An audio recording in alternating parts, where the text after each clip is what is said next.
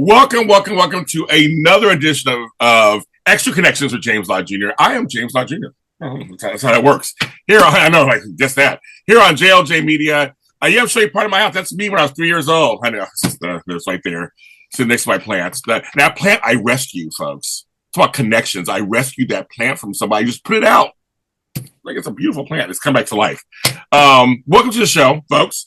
Here on WJAY Media, Extra Connections on Facebook. James Lott Jr. is everywhere you want to be, of course, online. I love talking to indie artists. I like talking to inspirational people, inspirational singers and speakers. That he has a history. He has like stuff going on and new stuff going on too. We're going to talk to him. I'm so excited. He's a Grammy Award. Okay, Grammy, folks. You know what that is. Award nominated. He's an award-winning media personality. He's an inspirational speaker. And he's a gospel artist. I'm sure it's only a few things. I mean, he's a multi-hyphenate. That's basically what he's going to say. He's a multi-hyphenate. That's what we're talking about. And we love those. His latest release is called Smiles, a gospel single. It's out on Spotify, Apple, all those streaming platforms. You can go there and get that. So we're going to talk to him about an upcoming album, what else is going on in his life, get to know him a little bit more. Help me welcome Michael Finkley. Hey, Michael. Oh, my goodness.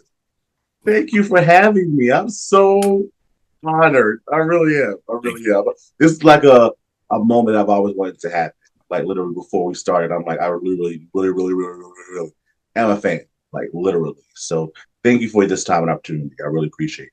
Thank you. No, see, all seriousness, I'm always, when somebody says something like that, I'm like, oh my God, thank you. So I am receiving it. I am taking it. Thank you very much. I've been out here a long time, kids. You guys know that. I work this out. But it's all about connection. That's why we're here. It's all about connection and connecting. First of all, congratulations on the new single. You gave birth to it. You, your producers, birthed it out. Explain the song to us. Yeah. So for years, I've been singing for years, starting in my grandfather's church. And every time I am on stage, singing, I sing to him.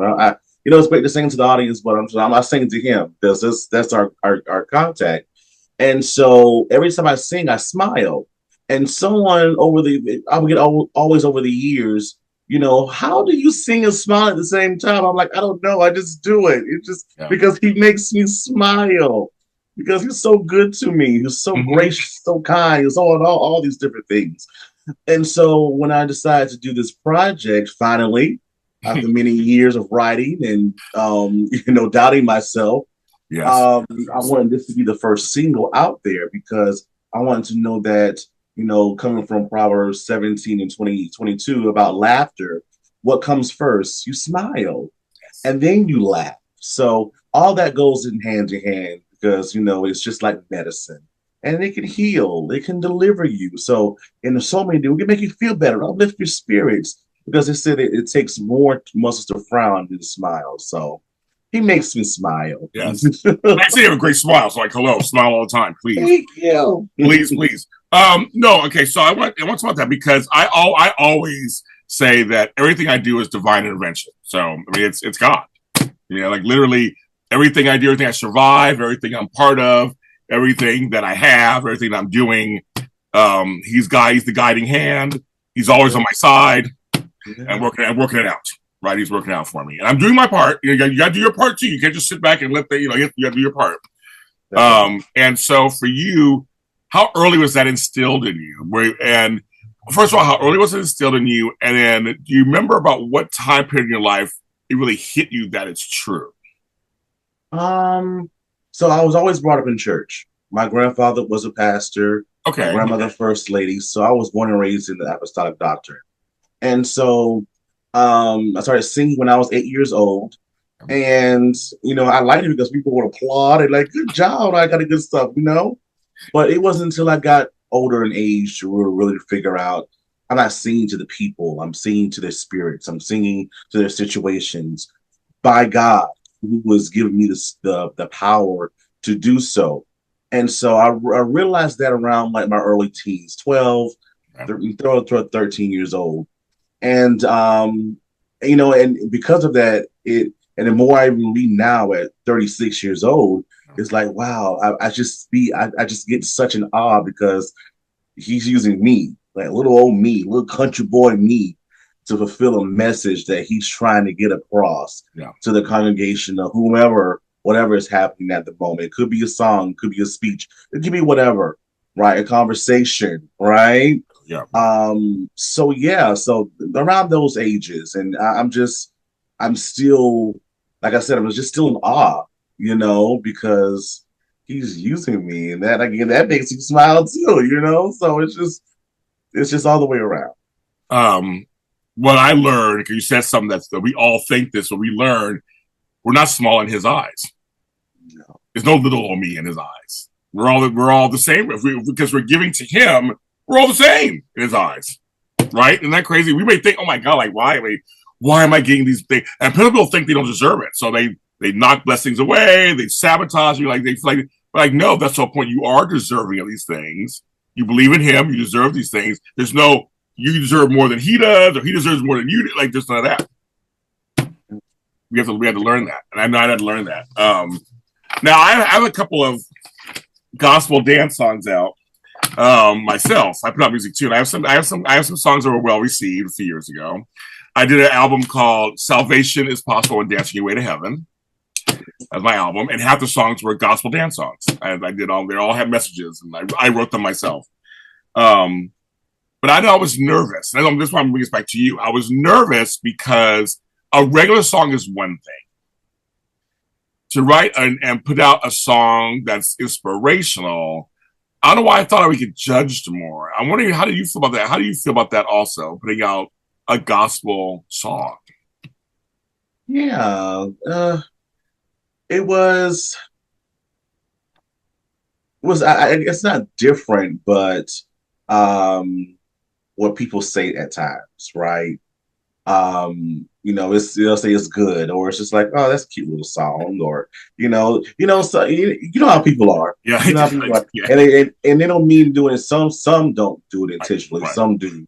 Right. But at the end of the day, it's a song about him, right? And that's what really matters. I'm like, God, am I pleasing you with this song? Are you pleased with the song? As long as he's pleased with the song, I'm okay. I know that he is. Yeah. Because anytime, even when people get saved, heaven rejoices over one. So listen, I'm like, God, this is for you. This is for you, only you. And I want this song to bless and heal and deliver and save. You realize that, y'all, it's not all good and it's not all bad. Some good things are going to happen as well. Some bad things are going to happen as well. So you just have to smile all the way through it, because it's going to get better. This is just a night, but morning is going to come. I promise you. Right, and you're not saying smile and ignore everything. You're not saying, oh no, you're not saying be fake and smile. You're saying no, stuff's going to happen. Like explain it. Let's go. Let's just smile. Let's go through it, because you're going to have to go through it to get through it. So go around it. Go around it. You can't skip it, because it's going to come back to you. You can't. I tried that a couple of times. It didn't work. Me too. Listen. Yeah. Well, you think you can kind of, I'll just go over here. No, it's still, I'll come find you. It's still there in my face. Yeah, right. Seriously. Seriously it is. So also I want people to know that there's different kinds of inspirational music out there. There is. Seriously, from the Kirk Franklin stuff to VC Talk to whatever, there's all these, everybody, I know some people are very traditional. A lot of times the older people, a lot of times they're traditional. But I just want to say that there's all kinds of gospel music out there that's really good, right? And do you know? Their lane and their purpose. Yeah. Do you know if I don't know the statistics or anything, but I mean the state of gospel music is pretty good these days. I think people are listening to it. They're turning to it, aren't they? Mm-hmm. The state of gospel music. I think so. I think people are they're still turning to the state of gospel music. It's very good. Now, to put out a song, it takes a lot of bravery, and to go, okay, I'm putting myself out there. How do you prepare yourself for that? Prayer. Listen. There you go, yes. No, because people think it's just like you put it out there and it's fine, but like there's a lot to put yourself, you put yourself out there. Right. Because I was the type of person growing up, I was not confident in my skills or my abilities or anything. I hate the way I looked. And I'm like, why my skin gotta be so dark and all this other kind of good stuff. That's another segment. Yeah, sure is. But yeah. But I hated my voice. I didn't like my voice. And I didn't like my speaking voice and my singing voice. And so it took me a long time to like who I am, love who I am. In that right. Is it a process? Still is a process. Yeah. Right. And as long as I feel that we're on this earth, it's going to be a continuous process. But yeah, it took me a long time to get this comfortable to say, you know what, because I've been writing since 2011, and a notebook just full of just songs that God has given me over the years. And now, literally, just going into the studio and recording everything and writing everything down. I am singing everything and all this kind of good stuff. And so my engineer and my producer, he's the same person. And he always gets upset with me. He's like, "You're just now doing this. You should have did this a long time ago." I'm like, well, it was a process, sir. It's a process. Mm-hmm. It's a process. So. Now's the right time. That's what it is. Exactly.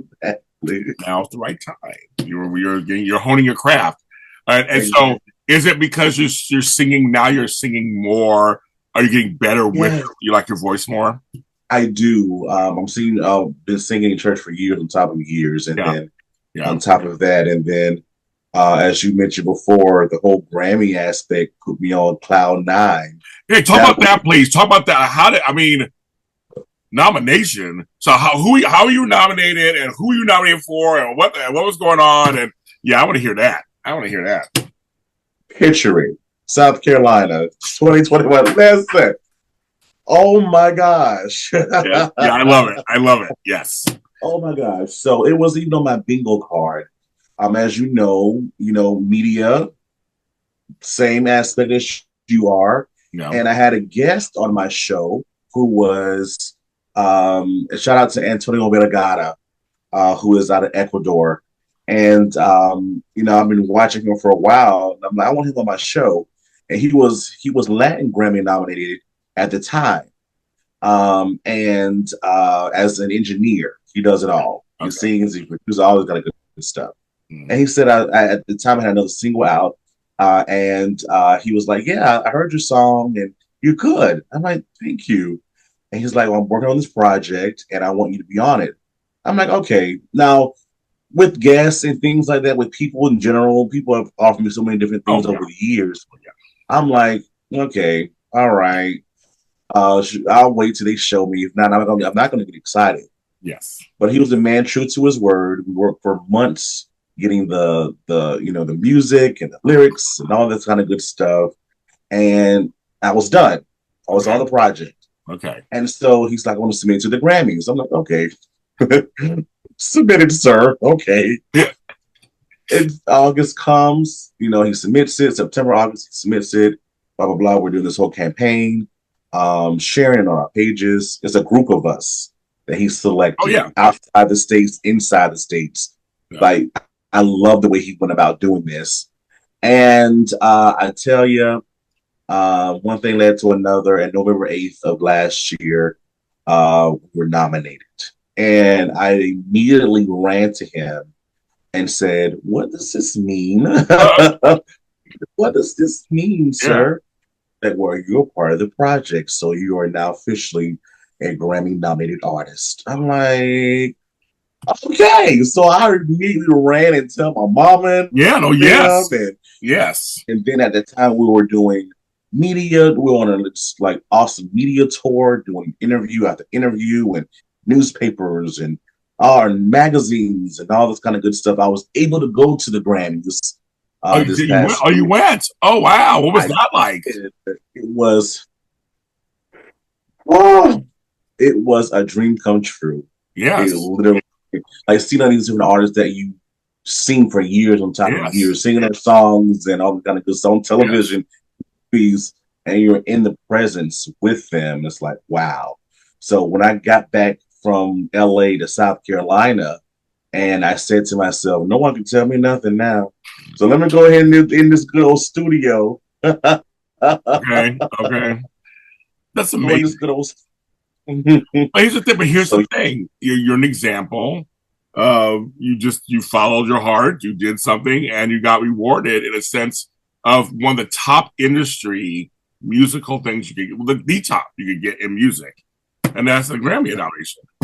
And that's amazing. I mean, congrats. I mean, that's just so I hope to get there one day. I mean, that or Emmy or something. So I'm trying to get there. But it's like let's go. Yeah, let's do it. But you're right, it's possible. But you know what? It's possible. Yes. And the other lesson is someone give you a chance. That's the lesson, isn't it? How important do you believe in that? Like, I believe in it, of course. I'm sure you do. But just like tell the folks that because you're an inspirational speaker too, how important it is to see people. To see people? Yes, that are not stars. To be able to see people and that have talent. To see people who have talent who are not like celebrities and A-list, but like helping out the underdog or helping out the person who's like us, who just starts working it out. You know? Yeah, and that goes with your consistency, right? And I feel that it doesn't matter how long you've been doing it, but as long as you're consistent in what you do, people will see you. People will notice you. People will hone on to your craft and your message and what you're trying to deliver. And someone saw me. Someone saw me and took that chance to say, you know what, I want to bring him along because I believe in what he does. Someone said to me years ago before I started any of this fun stuff, right, in media and all that kind of good stuff in music. Someone said, you know what, Finkley, someone's watching you. He said, I don't know who it is, but someone's watching you. So continue to do what you do. Because sometimes in this area, you just want to give up because you're wondering if people are getting the message and, you know, all this other kind of good stuff, all the hard work that goes behind it, and the sleepless nights and money and time and effort that you put into this. Yeah. But at the end of the day, you know, I feel like you can't give up. You can't give up because something's instilled in you not to give up. Yeah. Until you get to that next tier where he wants you to be. Yeah. So we out here grinding, right, James? That's right. I can't give up. And I feel like I just can't give up because I feel like we're examples. So if someone turns on a YouTube channel or a TV or hears your music, one person, we may change their minds. We may give them hope to say, like, you know what? That person may smile. Shit, they may smile. They're going to say, like, Michael Finkley made me smile. Like, that song makes me smile. But I mean, that's serious though. I've heard people tell me that. They're like, James, I'm doing this because I saw you do it. And I'm telling somebody I know, I'm just because I saw you do it. And then tell you know, it's like it's a connecting effect. And I think we just can't.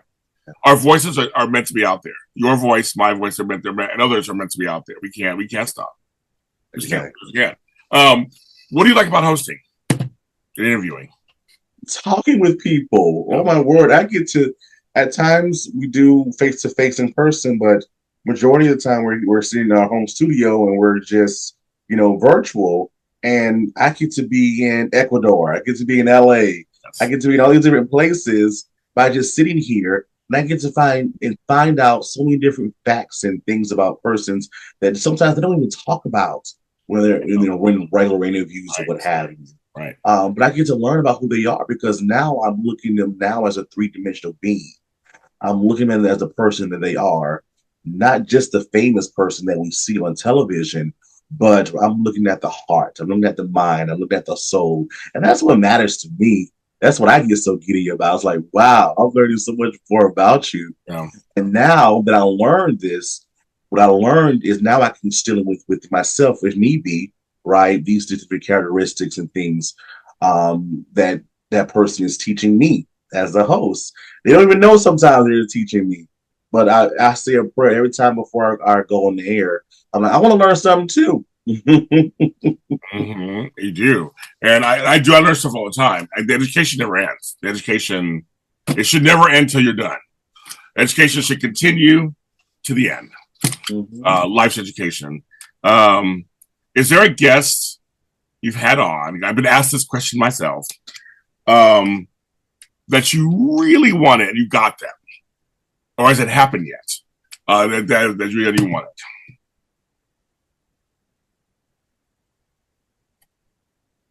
You sound like me. I'm like, let me think about that. Like, who was it?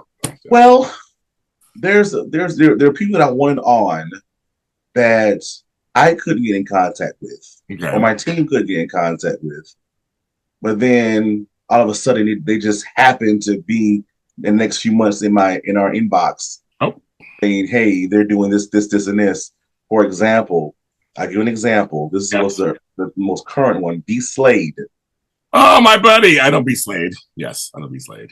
We have been trying to get together for years. Wow. Years, maybe 3 or 4 years. We were always inbox one another, blah, blah, blah, blah, blah. But we were trying to get together for years. And then I remember maybe like 2 months ago, I'm in the inbox and it's like, I get this message from their PR rep. Hey, B. Slade is gone. He's in Vegas and he wants to be interviewed. We quickly booked that one. Yes. Quickly booked Folks, that you know who B. Slade is? He is a legend in the business. Legend. So make sure, check him out when you can. I know B. Slade. He's amazing artist. Amazing. Amazing. He was just in Vegas. He's in show Vegas. What? Easy to talk to. Oh no, he's very easy to talk to. No, he's very well. He's like you guys are just these warm faces, and you just talk to people. You know, that's it. It's like I mean, you know what I mean? Like some people are really put off. You kind of get put off by their vibe sometimes. They haven't done nothing yet. They ain't say nothing yet. But you guys are like it's a war. I'm like, sure, well, I can talk to you. Yeah, but I'm so glad you got it. I'm so glad you got it. He's a very good artist. Very good artist. Definitely. I love that. I'll come on your show one day if you ever want me on there. If you ever want me on there, I'll come on. If you ever want that right? Okay. I mean, I don't have nothing to say, but if you want me on there, I'll come on. You ain't got nothing to say, James. I know, everybody. All of a sudden, they just turns off. I'm like, no, I'm just kidding. I do have things to say. I know I have things to say. I know that wasn't true. I know that wasn't true at all. At all. So okay, so because you say you do several things. Have you done any red carpets also, or any kind of stuff like that?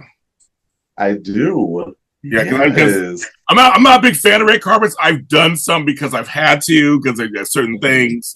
How do you feel about red carpets? Because it's a mess on there sometimes. It's crazy. It is. It's a mess sometimes, but it's tiresome because what people don't realize is that it could be all day. Yes. You get up early that morning, you won't get back till late that evening because there are other things besides the red carpet that they may want you to do as media. And so but you know what, it's so rewarding too because sometimes the artist knows you, the talent knows you. Oh yes. They give you like a little hey, hi, yeah. That kind of thing. It's like, okay, great, I've waited for this all day long. And you and I stand out amongst all these people. They're just saying we stand out. And in a way that's good because they go, oh yeah, we know him. Yeah, we know Michael Finkley. We know who that is. We'll go, because I want to talk about home. Here's the cutthroatness of the red carpet you guys don't even know about. Because sometimes people come all at once. So you try to get certain people. As long as they come in little smatterlings. Like, here's somebody. And they're going to them. And certain people always get people all the time. There's certain outlets just always get people. Then there are others that they don't really know you. Yeah, see, you'll give you attitude. It'll be like, well, I don't know. Right. So, but again, if someone knows you from another interview or if you interviewed them, it's in your favor. And because we do kind of, we're big, tall black men, we have big old black boys out there with us. I had my hair out. I've had froze. I mean, everything. And they see us, they go, oh, but one year I was in the Emmys and I had my, kuncha cloth African jacket. It was flowing all the way down. I had my hair out in curls and that stood out. I was like nobody else there. That's on the hill. Right.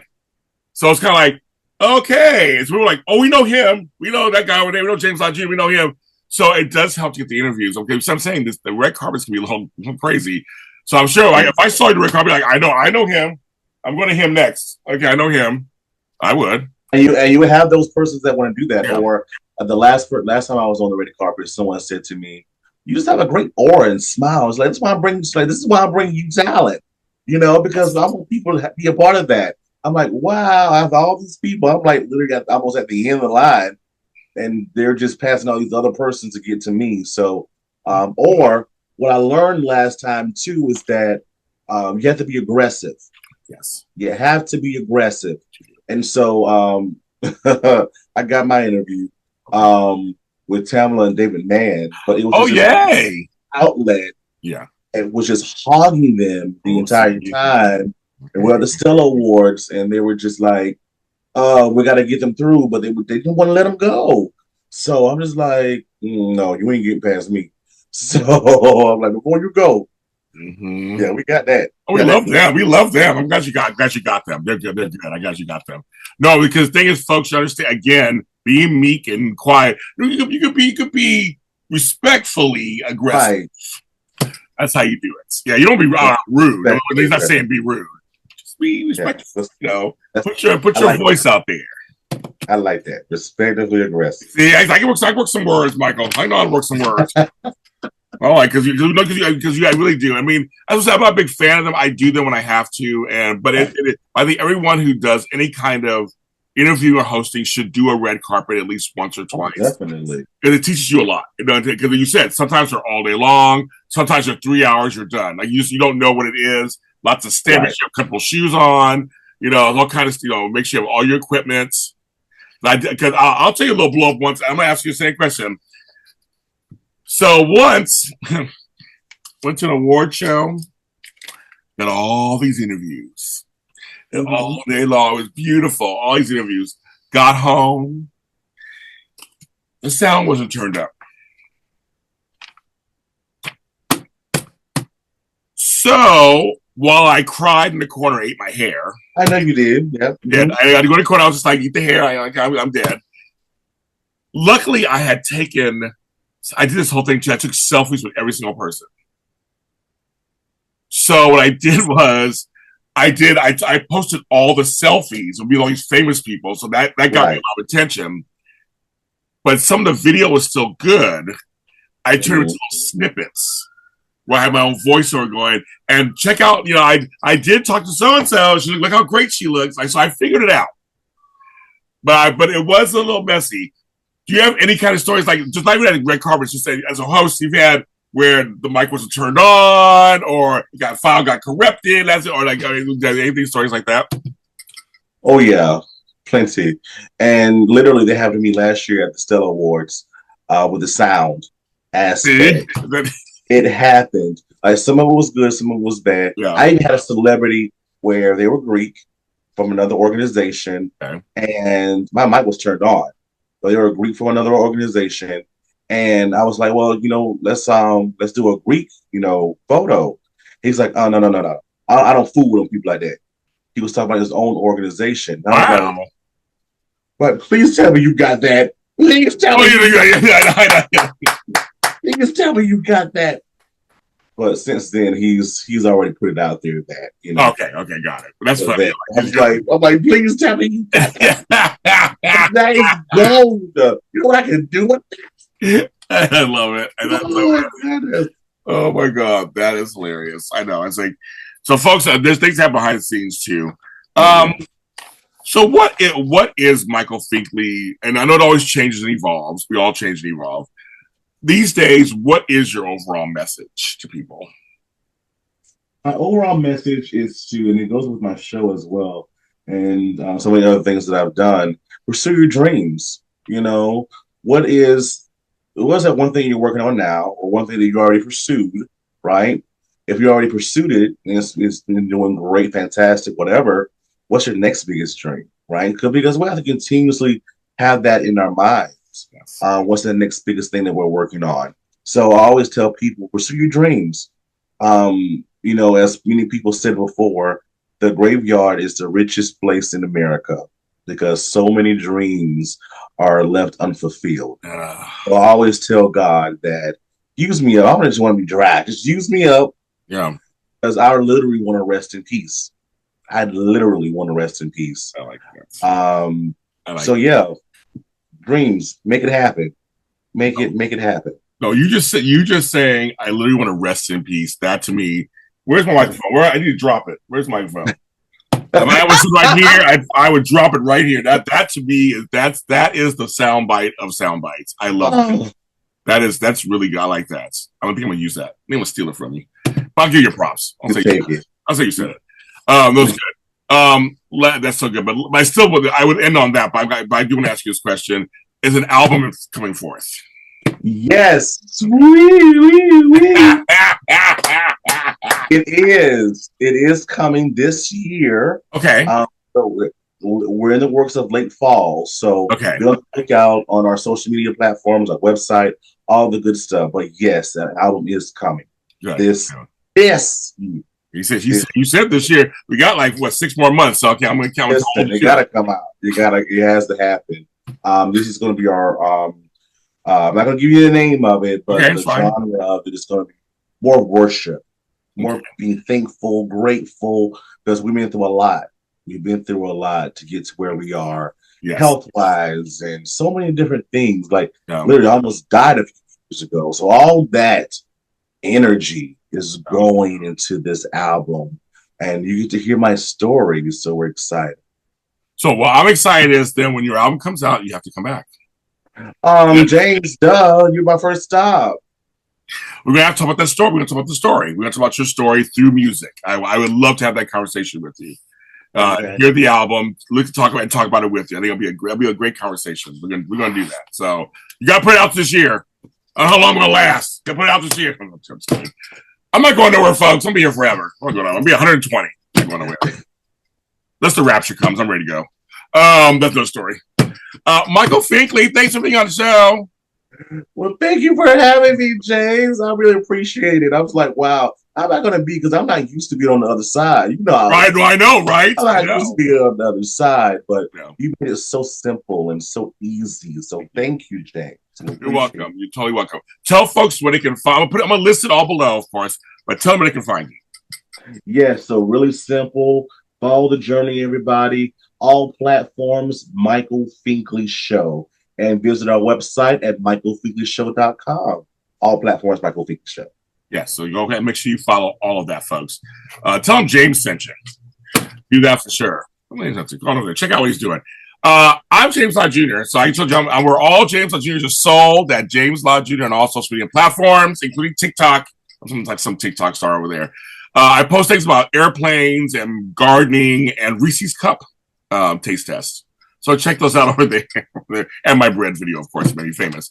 Check out that over there. Support the arts, whether it's music, dance, painting, art, oration, all the different arts, all kinds of music, musicianship. Music is so important to our society. Music reflects our society, sometimes heals our society. It's just as important as politics and law and anything else. Plus, they say for kids, it helps them with math and sciences and everything else. So make sure let's help fund these programs for music in schools and music-based and art-based schools my grandkids went to. So make sure you check those out, folks. I mean, it's just interesting. And then all the indie artists out there, you know, I see you. I showcase you on my shows. I'm a big fan of indie artists because we're out there giving you some good music, folks. Just that simple. It's some good music. Like Michael Finkley's. You want to check out his stuff. So please support that. And because I do. And I see you all out there who are out there doing your stuff. Continue doing it. Like I said, you want to rest in peace.